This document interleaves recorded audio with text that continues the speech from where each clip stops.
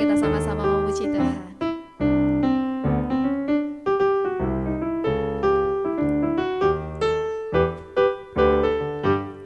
Allah itu baik, sungguh baik bagiku. Ditunjukkannya kasih setianya. Dia menyediakan yang ku perlukan, menyatakan kebaikan, menyatakan kebaikan, menyatakan kebaikannya padaku. Kasih setianya tak pernah berubah, dulu, sekarang, dan selamanya. Ajaiblah kuasa dalam namanya, Yesusku luar biasa. Allah itu baik, sungguh baik bagiku. Ditunjukkannya kasih setianya. Dia menyediakan yang ku perlukan, menyatakan kebaikan, menyatakan kebaikan, menyatakan kebaikannya padaku. Kasih setianya tak pernah berubah, dulu, sekarang, dan selamanya. Ajaiblah kuasa dalam namanya, Yesusku luar biasa. Yesusku luar biasa. Yesusku luar biasa.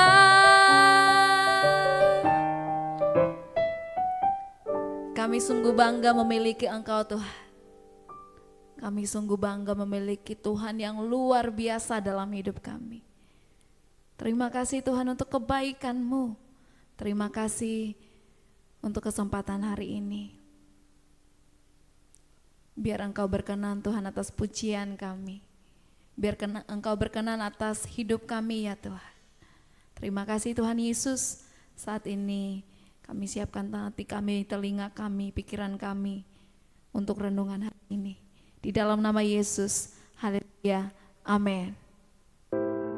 Shalom Bapak Ibu dan Saudara-saudari, kita bertemu kembali di dalam perenungan intim dengan Allah. Firman Tuhan yang akan kita pelajari pada hari ini terdapat dalam Lukas 14 sampai dengan Lukas 15, dengan perhatian khusus pada Lukas 14 ayatnya yang ke-12 sampai dengan ayatnya yang ke-24. Perenungan firman Tuhan pada hari ini berjudul Undangan Perjamuan Pesta. Demikianlah firman Tuhan yang terdapat di dalam Lukas 14 ayatnya yang ke-12 sampai dengan 24 dari terjemahan baru 2. Yesus berkata juga kepada orang yang mengundang Dia, "Apabila engkau mengadakan perjamuan siang atau perjamuan malam, janganlah engkau mengundang sahabat-sahabatmu atau saudara-saudaramu atau kaum keluargamu atau tetangga-tetanggamu yang kaya, sehingga mereka tidak membalasnya dengan mengundang engkau lagi, dan dengan demikian engkau mendapat balasannya. Tetapi apabila engkau mengadakan perjamuan, undanglah orang-orang miskin, orang-orang cacat, orang-orang lumpuh, dan orang-orang buta. Engkau akan berbahagia karena mereka tidak mempunyai apa-apa untuk membalasnya kepadamu. Sebab engkau akan mendapat balasannya pada hari kebangkitan orang-orang benar." Mendengar itu, salah seorang yang turut makan berkata kepadanya, "Berbahagialah orang yang akan dijamu dalam kerajaan Allah." Namun Yesus berkata kepadanya, "Seseorang mengadakan perjamuan besar dan ia mengundang banyak orang. Menjelang waktu perjamuan, ia menyuruh hambanya mengatakan kepada para undangan, 'Marilah, sebab segala sesuatu sudah siap.' Tetapi mereka semua satu demi satu mulai meminta maaf.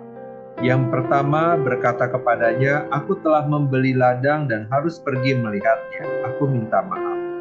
Yang lain berkata, "Aku telah membeli 5 pasang lembu dan akan pergi mencobanya. Aku minta maaf."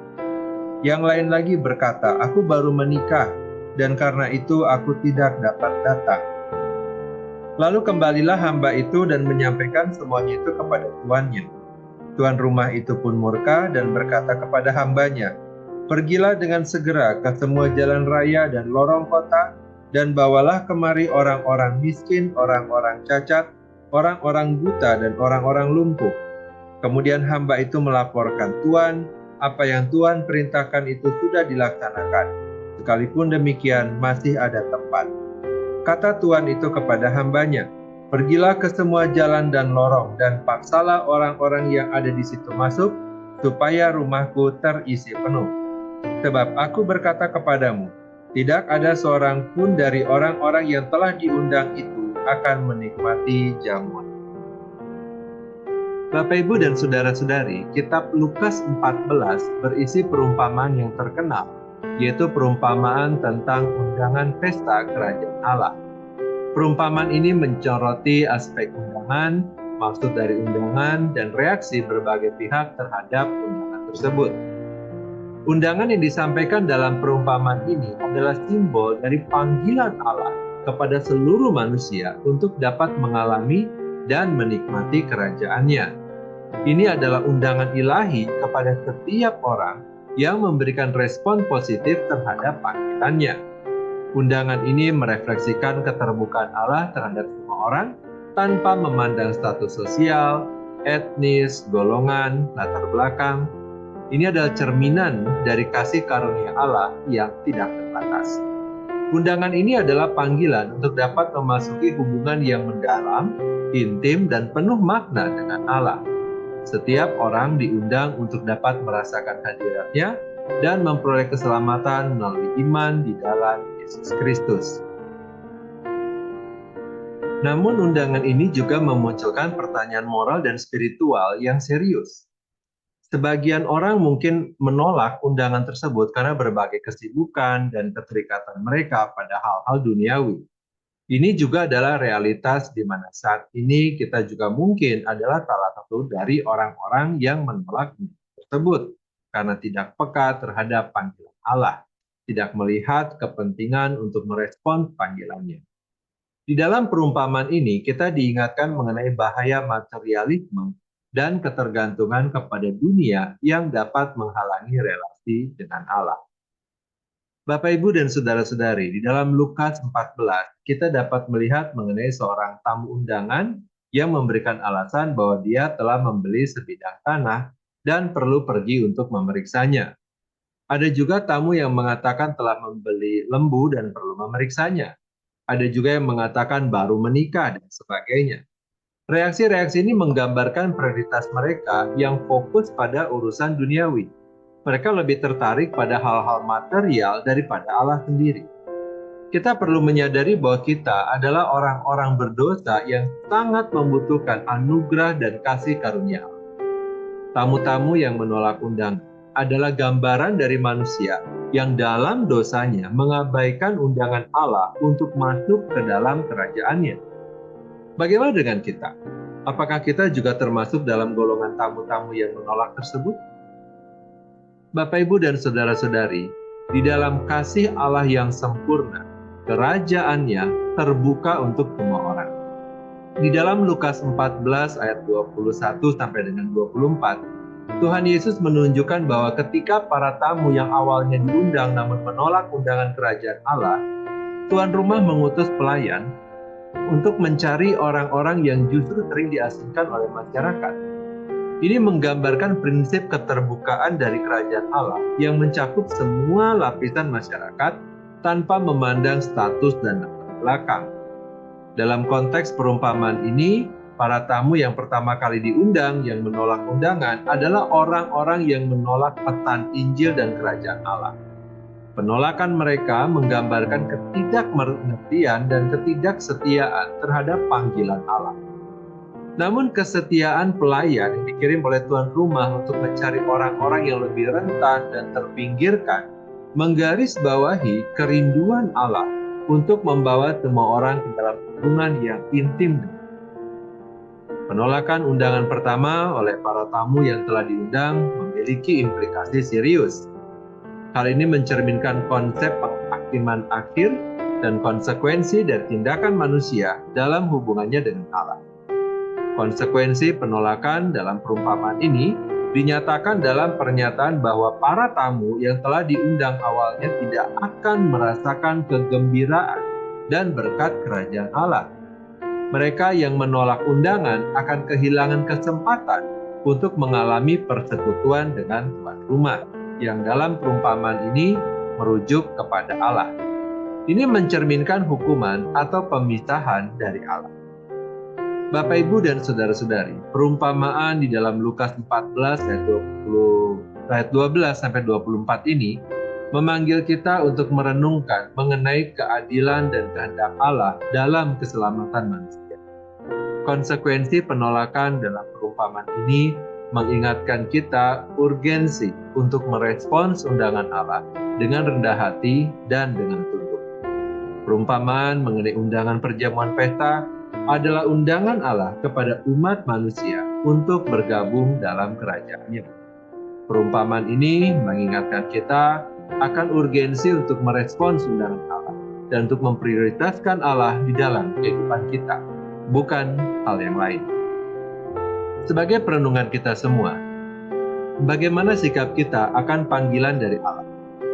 Apakah kita masih banyak dolak-dalik? Atau kita mengatakan ya terhadap panggilan Allah dan mengerjakannya dengan mari kita berdoa. Kami mengucap syukur kepada Tuhan untuk firman Tuhan dan juga untuk renungan yang telah kami dengar pada hari ini, yang kembali mengingatkan kami mengenai panggilan Allah, mengenai panggilan kasih dari Allah bagi semua orang. Kami mohonkan pengampunan dari Tuhan ketika Engkau memanggil dan kami tidak siap atau kami bahkan tidak mendengar panggilan Tuhan, sehingga kami tidak merespons dengan benar. Ampunilah kami ya Tuhan, dan biarlah di pagi hari ini atau di siang hari, ataupun di malam hari ketika anak-anak Tuhan mendengar siaran, biarlah kami juga boleh dapat digerakkan untuk kami memberikan respons yang benar terhadap panggilan Allah, terhadap keselamatan yang Tuhan berikan. Dan biarlah Tuhan kami memberikan respons dengan tepat, dan dengan kasih-Mu kami juga turut berbahagia di dalam kegembiraan, kebahagiaan bersama dengan Bapa di surga. Terima kasih Tuhan. Kami berdoa biarlah setiap anak-anak Tuhan yang mendengarkan boleh mendapatkan damai sejahtera dan sukacita dari Tuhan. Terima kasih Tuhan untuk semua kebaikan-Mu. Ini kami berdoa biarlah damai sejahtera dari Allah Bapa, cinta kasih dari Tuhan Yesus, serta persekutuan dengan Allah Roh Kudus tetap menyertai kami sampai kedatangan Tuhan yang kedua. Terima kasih Bapa, di dalam nama Tuhan Yesus kami berdoa. Amin. Demikianlah pembacaan firman Tuhan dan renungan pada hari ini. Sampai bertemu kembali di dalam pembacaan firman Tuhan dan renungan berikutnya. Tuhan Yesus memberkati.